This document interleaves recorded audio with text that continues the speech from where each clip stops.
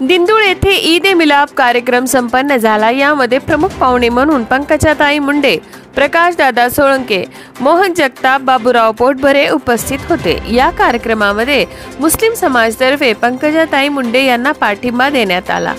मुस्लिम समाजातर्फे मौलाना फारूक, सय्यद अकील, बबलू पटेल, मेहताब शेख, अकील पटेल, इलियास पटेल, बाबा अतार मुस्लिम समाजातर्फे शब्द देण्यात आले।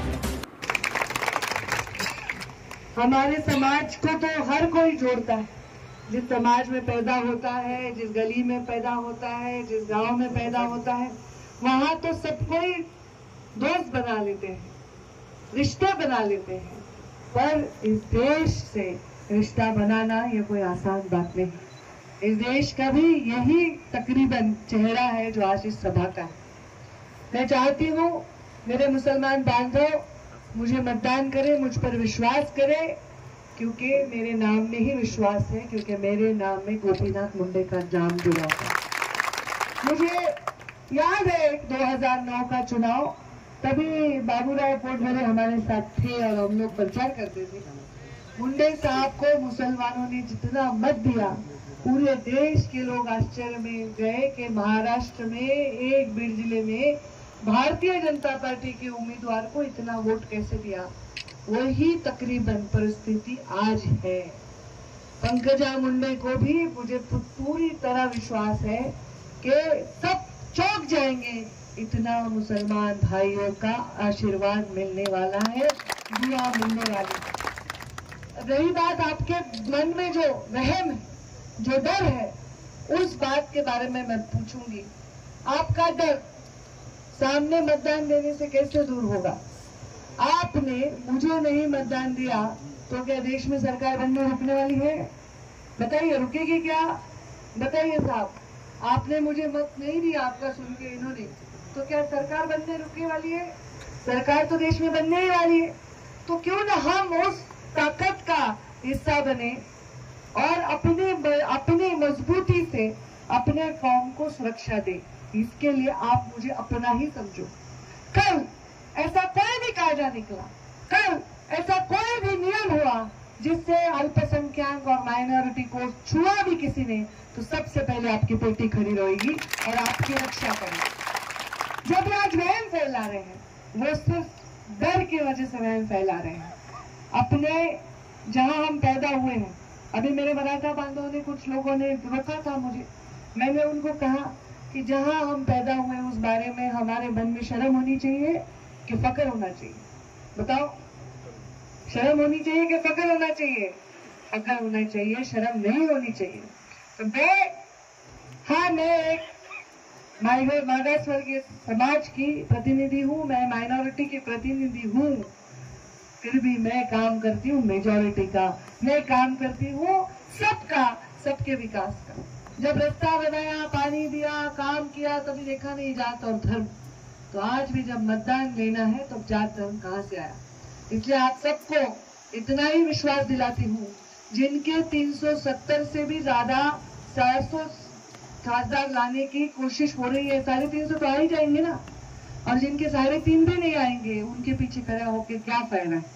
इसलिए आपके सुरक्षा के लिए आप मेरे साथ खड़े होइए। एक बार जो मुंडे साहब के साथ आपने कमाल कर दिखाया था 2009 में, वो करके दिखाइए। आपके सुरक्षा की जिम्मेदारी मेरी। तुमच्या केसाला जर धक्का लागला तर त्याची जबाबदारी पंकजा मुंडेची असेल। मी किती धैर्य आहे आणि किती धाडसी आहे ते तुम्ही पाहिलंय। रोज व्हिडिओ बघतात, रोज सोशल मीडिया बघतात की नाही? एवढी धाडसी आहे मी मुंडे साहेबांची बेटी आहे, तर मी कुणाला घाबरत नाही। मी घाबरते ते चूक करायला, मी घाबरते ते पाप करायला, मी घाबरते ते कोणत्याही गरीब माणसाला दुखवायला घाबरते, मी घाबरते ते माणसं माझ्यापासून दूर जातील ह्याला घाबरते। आज या बीड जिल्ह्याचं भवितव्य हे या निवडणुकीमध्ये जर रेखाटायचं असेल तर प्रत्येक जातीला, धर्माला डोक्याने विचार करावा लागेल, हृदयाने विचार करावा लागेल आणि भविष्य बघावं लागेल। तुम्हाला सगळ्यांना ज्योतिषी व्हावं लागेल, ज्योतिषी म्हणजे तुम्हाला दिसेल की पुढे काय, तुम्हाला कळलंय पुढे काय। मी पालकमंत्री असताना जो काम मी केलाय, जो विकास केलाय, तुम्ही तुमच्या डोळ्यांनी पाहिलाय, तुम्ही अनुभवलाय। आणि माझ्याविषयी तुमच्या मनात तक्रार नाही. नाहीतर कुठेही गेले ना तर एखादा उमेदवार गेला की लोकांची खूप किरकिर असते, हे उमेदवार तुमचं असं आहे, तुमचं तसं आहे. माझ्याविषयी कुणाच्याही मनामध्ये किंतु नाही, परंतु नाही, राग नाही, काही नाही. असेल तर लोभ आहे, प्रेम आहे. या सगळ्या जे विषय आता राज्यात चालले त्याच्यावरही माझ्याविषयी कोणाच्या मनात काहीही लोभ चाहे राग नाही.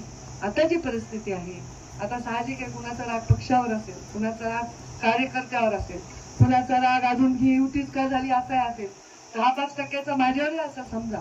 पण हे सगळा विषय आजचा काढायचा नाही, आपल्याला भविष्याचा विचार करायचा आहे. माझी एकच इच्छा आहे, मला पंकजा मुंडे म्हणून 5 वर्ष पाहिजेत. या 5 वर्षात तुम्हाला रोजगाराची संधी मिळवून देण्यासाठी मोठा प्रकल्प आणि या भागातल्या पाण्याचा कायमस्वरूपी प्रश्न सोडून इथल्या शेतकऱ्याला दुष्काळ मुक्त करणं हे मला शक्य होईल जेव्हा मी दिल्लीला जाईल. मी आधीची सगळी मशागत करून ठेवली. जसं आपण शेतीला जाताना, शेतीचं काम करताना आधी स्वच्छ करतो, शेती मशागत करतो, मग आपण पेरणी करत असतो. आता जी पेरणी करायची त्याची मशागत मी करून ठेवली. पण तुम्ही मला 5 वर्ष घरी बसवले, आता मला परत मुख्य प्रवाहात आणताय, तर ती मशागत जी आहे ती वाया जाणार नाही. मी तुमच्या प्रत्येकाचा समान विकास करेन.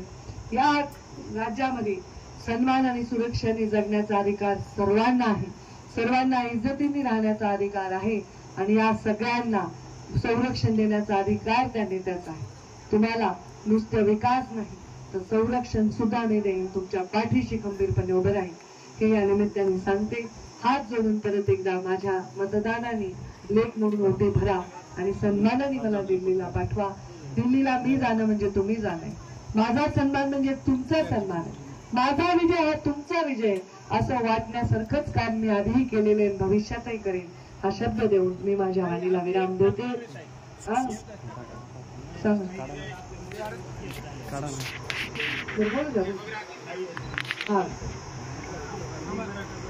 बोलू द्या ना, बोलू.